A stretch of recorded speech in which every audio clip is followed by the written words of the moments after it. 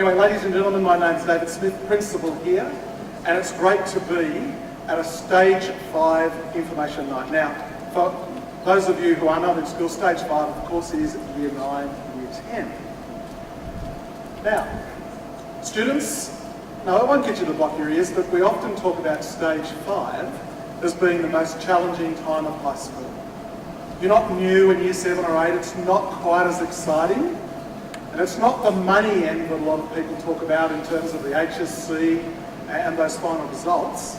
And there is the temptation for some students to get a little bit bogged down, to sort of ease off a little bit, to think this is the fun part of high school.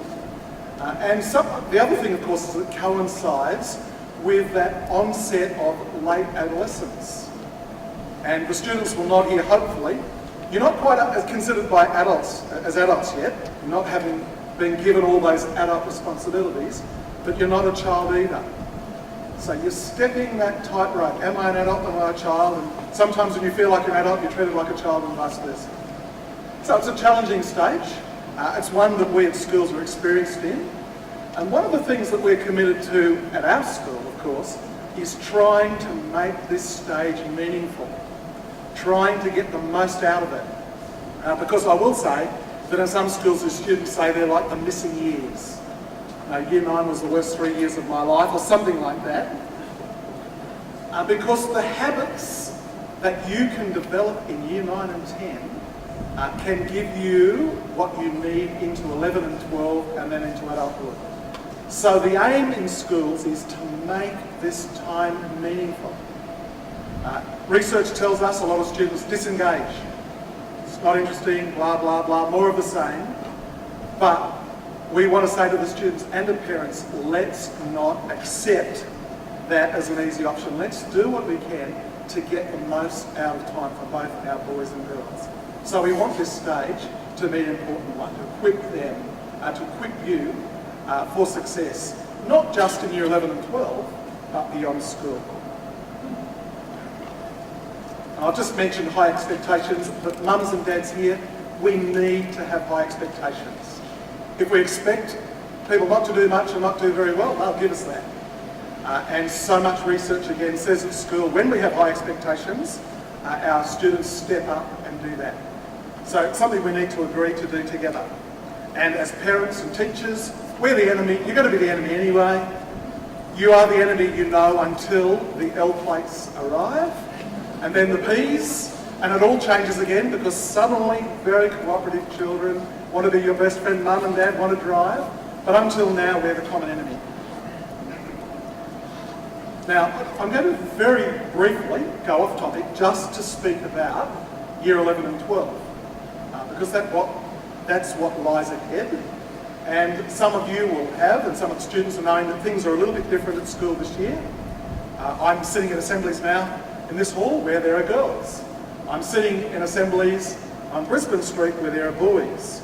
But what we've done this year is with our diamond model, and particularly with Year 11 and 12, we're trying to base all of the year group on the campus for one full day. And the main purpose of that is to buy back teaching time.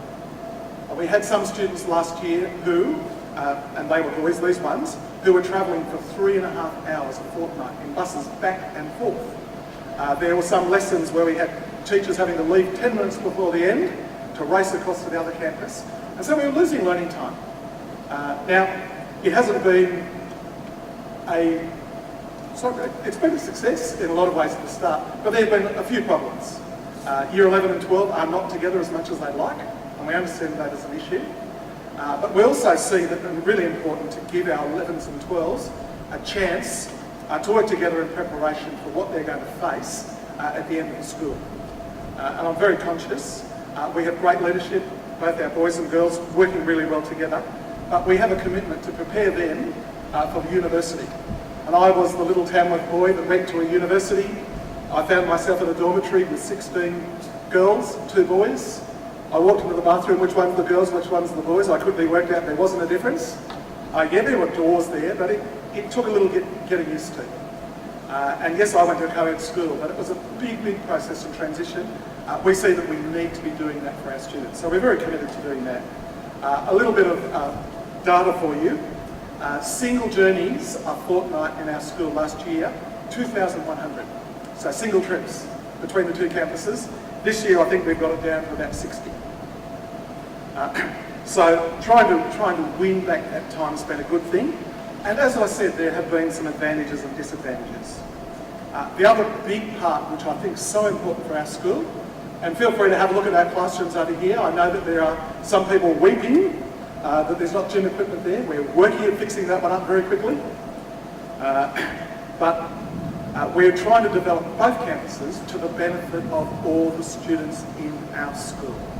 And that's a very important thing, because we want the best for both our boys and girls. Now, coming back to year 9 and 10, I'm not going to say very much more, except we've called this year the year of growth. And the reason we've done that is because the schools we're trying to grow your children, we're trying to grow ourselves as staff too, but we're trying to grow your children academically. But we also see that to be good academically, you need to grow in character. Of course, learning can be hard. You need to learn how to fail. You need to be able to stick at it. And they're important messages in our school. We also want to grow your children socially. We want to help them to grow emotionally. We see that's important to equip them for the workforce. When the boss says you need to work harder or you've got to lift your game, we don't want our students to crumple and fall apart. We also want to help them to grow spiritually, to understand who they are, where they fit in the big picture of the world too. So all those things are very, very, very important. One of the things structurally that your children will tell you that's changed is we have a single head of secondary. You're about to meet him if you haven't already. You will have heard about him, I know, parents. But we're very committed to working together as best we can, maintaining the very important differences that exist in our school as well. So we've appointed a single head of secondary who has his as assistants. He'll introduce them, but Diane Cameron on the Brisbane Street campus, Hugh Howie here, maintains a role very similar to last year. Before I introduce Elliot, I will mention to you, you will have heard a bit about uniforms. We've talked about uniforms. I've just talked about high expectations, and I have parents all the time saying we want our children in a quality school. And one of those things I think that demonstrates a quality school is the way we present ourselves. I haven't used this one on the children, or the teenagers. I don't like to call them children in year 9 and 10. But I go downtown on the first Saturday of the school year, and I see some of the boys in another school, a little bit out of town, and we play sport against them. There's boys there, and they present themselves immaculately. And I think our school is just as good, if not better, than that school. Let's have those same high standards. When you're in year 9 and 10, that doesn't always come as welcome news. And I certainly know, talking about hats, we're negotiating that. The other thing that you will have heard about is that we've actually said we don't want you on your phones during the day. Now, the paper said a few things, and half of it wasn't necessarily what I said to them. They made a story out of what the minister said. But our thinking there is that we want learning to be the focus. In class, learning, not your phone. And in the playground, it's about relationships. We're a relational school. Let's be about our friends. There's lots of time for phones, and we're not saying don't use your phones. And in fact, we're wanting to equip our students with technology. So it's not anti-technology, but it's in class, time and place, in the same way that I get in trouble all the time if I look at my phone when it beeps. In fact, it just buzzed a moment ago, and I won't do that. I'll be present here. So it's simply trying to focus on those right things, nothing more, nothing less. I'm going to introduce Elliot Sanger.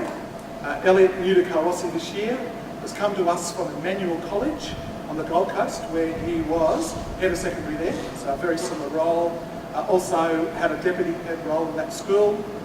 Prior to that, he was head of boarding at All Saints in Bathurst, and prior to that, a PE teacher in various schools in Sydney, including St Paul's, St Luke's, and Barker College. So he comes to us with a lot of experience in his role, and I think I've said enough, and I'll introduce Elliot Sanger, who will lead the rest of the session. So please welcome Elliot Sanger, head of secondary.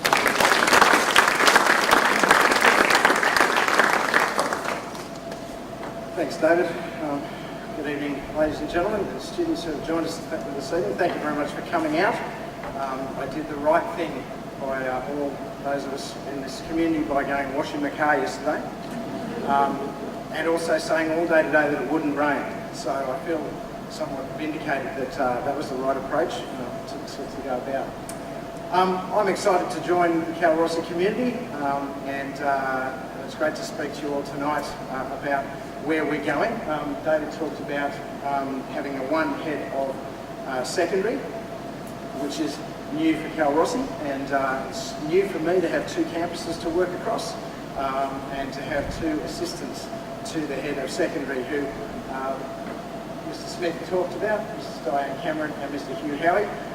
They have the role of fairly much running what goes on each of the campuses respectively from day to day. So operationally, they're a great support in that, and I have the joy of going back and forth between the two of them, trying to manage all of that across both. And so in terms of that structure and what that looks like, parents, they're very important people in your child's life daily. Some other important people. Mrs. Simone Ireland is the Secondary Director of Studies, and this is a new position this year. And so when it comes to subject selections, when it comes to deciding packages of subjects and finding the right pathways, also when it comes to assessment programs, then Simone looks after all of that. And then so as you go forward through your journey through the secondary school, she will be, I'm sure, a lot of assistance to many as you negotiate or navigate the different academic programs as you go. It's all about, let me just check my next one. All right, Mr. Smith talked about a focus on learning. Learning is why we're here. From time to time, I think, well, why do schools exist? They don't actually exist to give me a job. They exist to provide learning for students. And so from that point of view, that's our aim and our goal, is to do the best we can to provide the best learning environment. So it's about best practice in the classrooms, it's about giving the most to our students in terms of time and facilities and support and etc, etc, etc. So that focus on learning, Mr. Smith mentioned, I'm mentioning it again, it is the reason that we're here. And so tonight is all about, I guess, giving some information to you to help that process. Improved student outcomes. There's a reason why, I guess, we're all here at an independent school. I have 3 daughters. They are all independent school, and I know what that looks like for parents. The money comes in and you don't see it because it goes straight out again. And that means, well, I like to think, well, it's an investment in my child's future, and I'm sure we're all here because of that's the case. And from that point of view, you want to feel that at the end of it, that investment's been worthwhile, that you've received, or your child has received, better outcomes for having had the path or the options that have been available.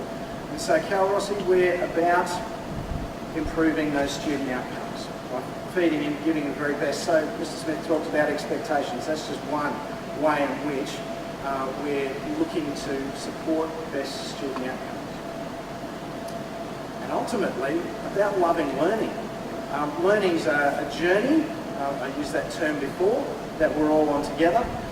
Students starting back in preschool, going right through to year 12, and hopefully, like me, I go home every day having learned something new. If I don't go home learning something new every day, then something's wrong. And I often say, if I'm not prepared to learn something, then I probably need to find another job. So it's that journey, and going through the process is not just looking at outcomes, and that's important to us. So if we can get a sense of loving learning, I hope it's going to be fun. I hope that it is inspirational. I talk to teachers about providing environments that inspire students to want to know more, to be curious, to delve in, to investigate, providing those environments where learning can be fun and it can be something that we really desire more of. And hopefully, I hope that I'm like that, and I hope my staff will be like that as well. And so we're all about loving learning. On that pathway, it's about having a dynamic learning community. I like that term. because it's the sense that things are changing. Things don't stay the same. As we learn more, we adjust. We make amendments to our knowledge and therefore our practices, how we do things and the way we apply skills. So that dynamic changing learning community is something that I hope we're all part of. It's not just about students learning, it's about staff learning. In fact, I dare to say, parents, it's about your learning too. At that point, I put a plug in for the newsletter. Every now and then I like to throw in some stuff that might be a little bit controversial because, in fact, I like the idea that we might discuss it's a discourse of what's going on around a topic. So every now and then I might throw something in that might just be a little bit controversial that makes you think and go, hang on a second, did he really just say that? There's two things about that. You might write an email to me saying, yes, I read your article, I was totally unimpressed by what you said, Mr. Sanger. And I might say, well, okay, but thank goodness somebody read it. That's awesome. Perhaps that will engage a conversation perhaps further on that might have us tossing about some ideas, and I might end up learning from you, you might end up learning from me, and that's the beauty of learning. It's not just fact and it's not just the same all the time. It is about a learning partnership, and tonight is about that. Parents, again, thank you very much for coming tonight. You are a critical part of your child's team, and I like to look at learning as a team game. Students, you're not on your own. You have some key players, and it's important that you realise that whilst you might get into a class where you see it as an us and them thing, students versus teachers, actually it's not like that. The way it works is as I've tried to put there in that diagram, it's a team game with different points. So that triangle of the student with the support of home and with the support of the school, we have the outcomes as a result of that. And so from that point of view, parents, I give you all the permission that I can, maybe that's not that impressive, but all the permission I can to be in your child's education and be asking questions about what did they do today? What did you learn today? I found helpful things. It drives my kids nuts when I say, what was the best thing today? Because they can't leave me with a yes, no, or a grunt. It has to be something that they've actually reflected on. What's the best thing today that you did? Why was that the best thing? What are you doing in this subject? What are you doing in that subject? And students, I know that can get irritating. I realise that. When mum says, how was your day, dear? You just want to go, man, just leave me alone. I'm going to my room to do whatever I do when I'm at home. That's a space where your parents should be and should be welcome in. It's not a case of wanting to know too much. They just want to know something about what's going on. Right, parents? Yeah. So as I say, go into that space, talk with your kids, find out what's going on so that you can be part of that team. And students, you need to let your parents in on that team because they're playing on the team regardless. It's like the winger that you leave out the side with and never send the ball. They're useless unless you actually let them play. So let your parents into that, let them be part of it. And the third part is the school. We are about supporting your kids. We want to give best outcomes for your kids. So parents and students, if you have concerns that you need or feel you want to raise, please do so. Please get in touch with us. I'm a parent too, so I understand that you don't want to be the squeaky wheel who might seem to be complaining. I don't see it as a complaint. You're giving me feedback. I hope that I'll get the one, also the phone call that goes, oh, this was wonderful, thank you so much. That one, I really like that call, so please keep those coming. But if you need to make a call that says, you know what, I've heard this and I'm a little bit concerned, then please make that call too, because I'm really interested in addressing things when they're this big. Once they get to being this big, they're really hard to pull back to this. So if we get it early, we can often address it quickly, and it might be something simple in terms of a solution. Once it's like this, then you're working hard, I'm working hard, and perhaps we could have avoided that. I think the other thing is too, when you've heard something, sometimes that's not necessarily the most helpful thing.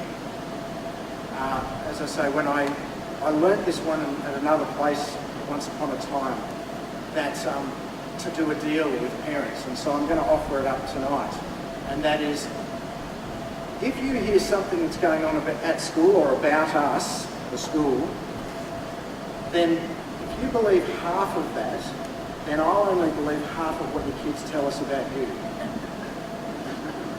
Okay? Meaning, our kids hear what they want to hear sometimes, not because they're mishearing, or sometimes it is mishearing, let's be honest, but sometimes they've taken it in a particular way, which maybe it's not intended. And then we need to clarify things so you get the things straight. If they heard it all correctly and that concerns you, well, we should hear that too, so that we can address that. So I guess what I'm promoting in this is part of a team approach. Please talk to us. We are interested in being on the team with you, going to the same place, which is the best possible outcomes for your kids. Mr. Smith talked about high expectations, so I won't labour this too much. He's covered much of that, but I will say that it is setting them high and encouraging your kids to meet those, or our students to meet those expectations. They're there in their best interest. They're there with their future in mind. I talked to Year 12 today about, we were talking hats again, and I said, look, the thing is, we want ultimately to have students coming out of Kalorossi with a reputation, and that's a positive one. Not because it benefits the school, but because it benefits each and every student that's at the school right now, and all of those to come in years to come. If you're at a school that has a great reputation for kids of integrity, for students who have high aspirations, if the school has students coming out of there who are honest, who are trustworthy, and all of those other wonderful attributes, then it benefits those students going out of the school who are looking for a job. And Year 12 sort of looked at me blankly this morning, and I said, look, it's an honest, true story. Having come from another school that has that reputation, and I still act as a referee to students who have left and students looking for jobs, and I get maybe 7 out of 10 calls where the employer calls and simply says, Mr. Sang, you're a referee for Amy.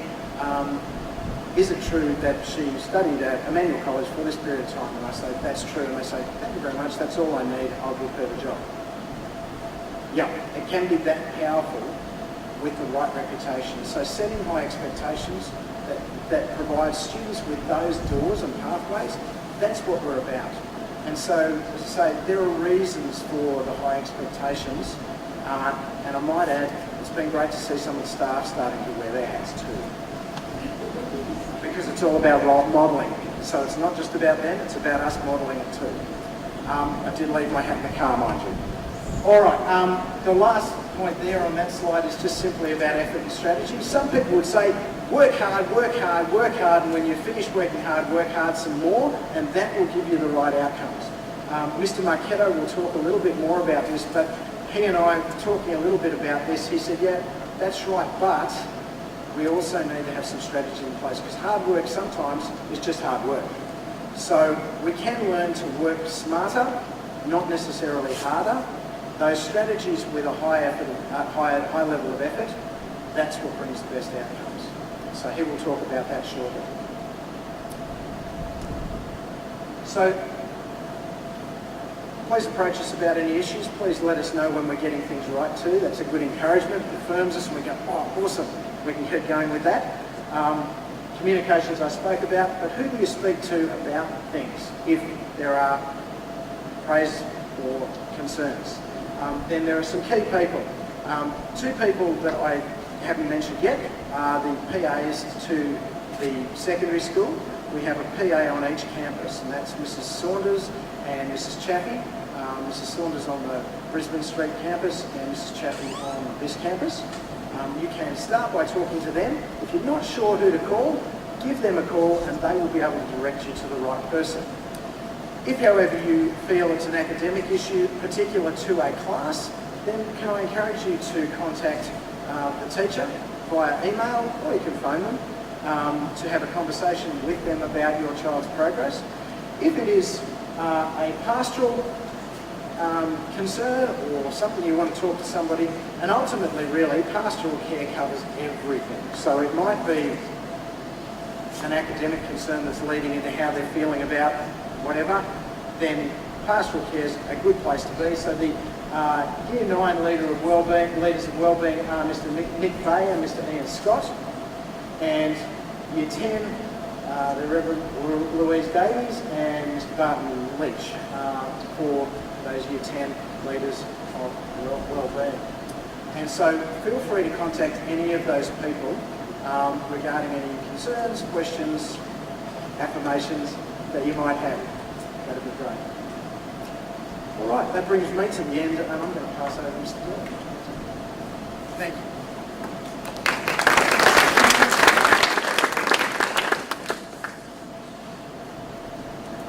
Thank you, Mr. Sanger.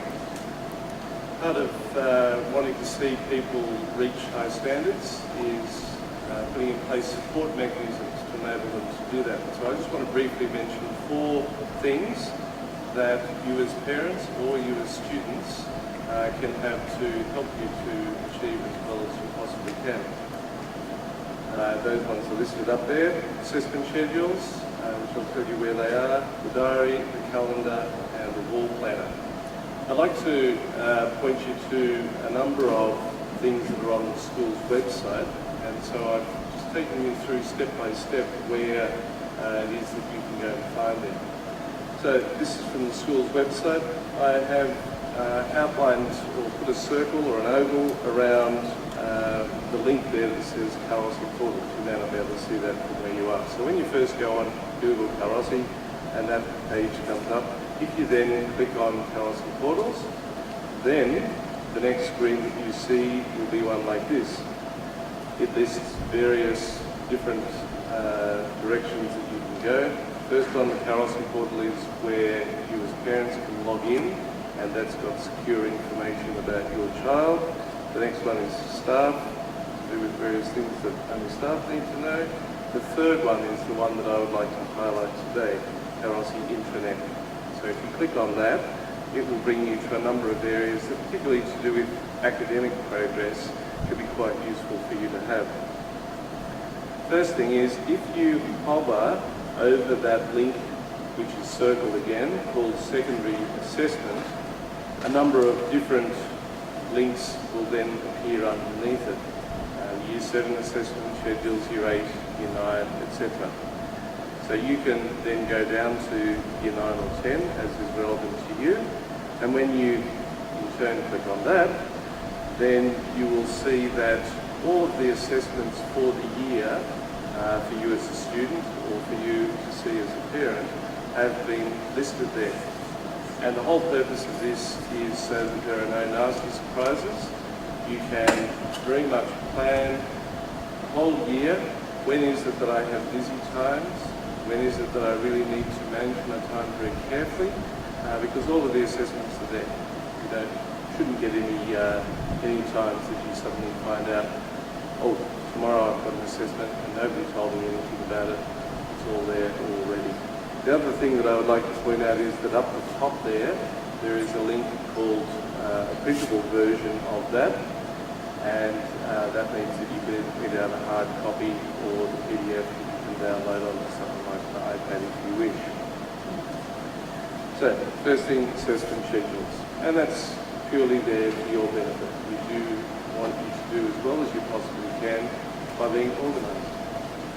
Next thing is to commend to you the diary.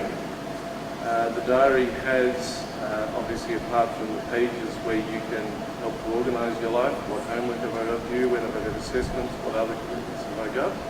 In addition to that, in the front of the diary there is other information that some people might year after year just get used to flipping through. I don't know what those pages are, but I've never looked at them. I would encourage you to have a look at them. There is information, for example, about the appropriate way to reference when you are completing an assignment for history, for example. There is also information about uniform, all sorts of different information in there, which we have deliberately included for students because it's useful for you to know. Another aid to your organisation is the calendar. And again, a lot of thought has gone into preparing a document so some of the major events in the year, as well as day-to-day things like which is week A, which is week B, you have a place that you can go to find out those sorts of things. So as parents and as students, I would encourage you to use those resources that are being provided for you. The last thing, which there's not a slide for, is that you may be aware that for a number of years we created a wall planner which we gave to each Year 10 student. A laminated A3 sheet with an appropriate pen so that people can write on there things like their timetable, what their weekly commitments are, how they want to structure their time so that they can get the appropriate amount of homework in around all of their sporting or whatever other commitments. This year we haven't produced more of them. I'm hoping that before too long we can have an electronic version or something like that. However, having said that, I have approximately 50 left, and I will leave a supply with Mrs. Cameron and Mr. Howie. Some people might not use them. I know in past years there have been people who've taken them and it's remained rolled up forever afterwards in the bottom of the cupboard somewhere. But if you are somebody who you think a physical version of that would be very useful, then if you go and see either Mr. Howie or Mrs. Cameron in the next couple of days, Year 10 would have priority on those. Then while ever they remain, you are welcome to take one of those. So please use those avenues that we have provided to try to make things more beneficial for you. I will now... Oh, sorry. Going to introduce our Director of Quality Teaching Learning, new Director of Quality Teaching Learning. Come walk over here, Rob, so that we introduce you. Robert Marchetto comes to us from William Clark College in Sydney, and I think there's probably not many independent schools he hasn't taught in. I think there's Shaw, St Aloysius, Kings, Winona, the list goes on. But Rob comes to us as a geography teacher. He's arrived here with his whole family. They've bought in Tamworth. I have told this story a couple of times, so I need to tell it. Rob's wife is also a teacher. He's enrolled 2 kids in the school.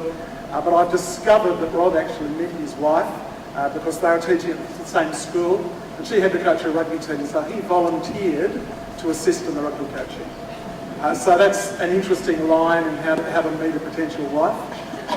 His focus is, though, apart from on different sport, but it has a couple of master's degrees in leadership and learning, and already has been working with the staff, and I'm very excited. We're talking about from P all the way through to Year 12, and doing a lot of work with the teachers at making sure that we'll do well what we want to do well, and that is in teaching and learning. So, Rob Marchetto. Thanks, Mr. Smith. I am honoured to be here and privileged to be able to speak to you. I do have a real love for learning, and it's been a through line from the previous speakers. But I do think learning is hard to understand for both parents, teachers, all three, and students. And so I'm going to give a plug for something that I'll be running especially for parents and students on March 5, which is a Monday night, and then again on March 13, which is a Tuesday night. And they're both the same sessions, which are going to be directed at parents supporting their children in their care between 7 and 12, and students knowing how to revise, study, approach exams, approach assignments, and goal set, amongst other things. So I think it would be a very good opportunity, and I'll mention that later on, for some of these people, both students and parents, to come to. I do think this is a tough time for many, not all, adolescents in Year 9 and 10. There is research from the Gallup poll from previous years that suggests that there is a dip in love of school and love of learning that occurs from year 7 to year 10 and then picks up again in year 11. We are very interested in the reasons why. I have a great understanding of why some of those students do dip in their love for school. And I think a lot of it revolves around being able to organise themselves with the demands. Increasingly, assessments are a focus. Increasingly, assignments become bigger in length and more demanding, which is a good thing. They then, at year 9 and 10 level, should be starting to form very good study habits, and it's certainly something I want to talk to on that night. And then we obviously had the increase in homework.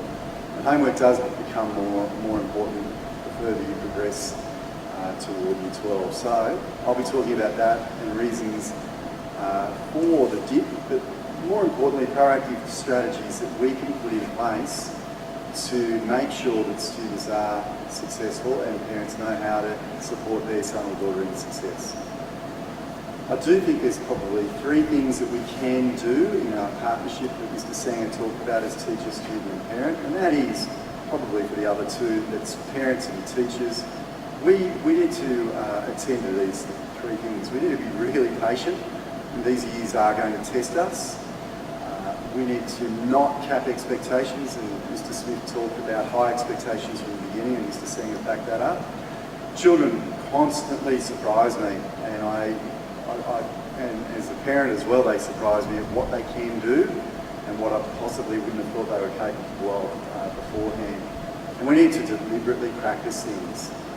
And that's my segue to this. Ebbinghaus was a German fellow in 1938 that came up with what's called the forgetting curve. And I've shared with staff this, and I've shared with staff how to revise and how to study, and that hopefully will come through in the teaching of your students, of the students and your kids. And if you revisit regularly previously learned material, it sticks. And really learning is what the long-term memory can recall, and what you can use with that memory is what allows us to make decisions. So it's very, very important for your son and daughter to set up study routines which are going to help them with their ability to remember things, but more than that, to actually hold knowledge in their head, which then makes new learning far easier.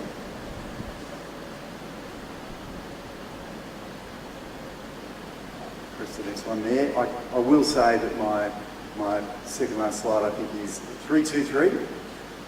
I've shared this with my Year 10 class, if you had 6 subjects that your son and daughter are doing, or the students are doing, it is a very successful strategy to do study notes for 3 of those per week.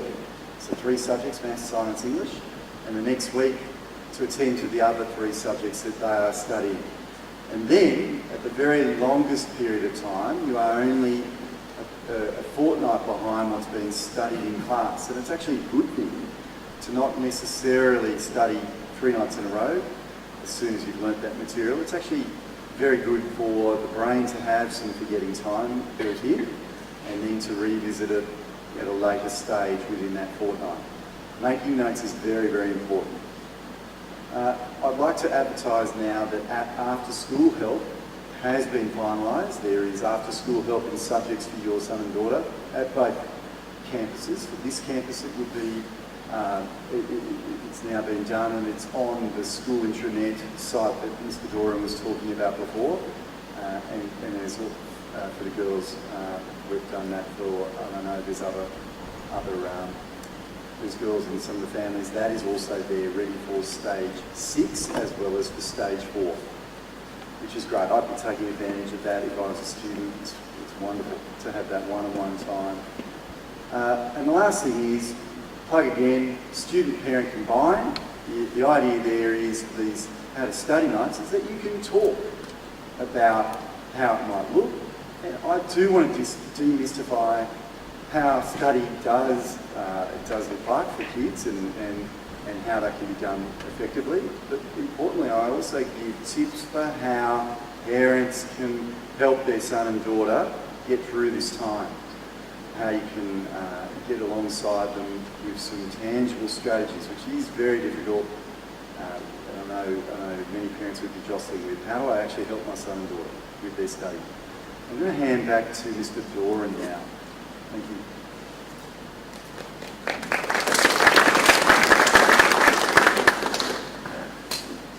I get to speak briefly about what, for better or worse, is probably one of the highlights of the year for most students, and that is the expedition program. Just to give a quick overview of what each of the expeditions will involve and who it is that you should go to if you have questions. Going in chronological order, the first cab off the rank are going to be the Year 9 boys, who in a couple of weeks will be heading off on their kayaking expedition. And one thing that they do need in Barrington for this to occur is a bit more of what we've had this evening, some rain. If that does not happen, they'll either be going and just carrying the canoes everywhere, which will probably not be as much fun.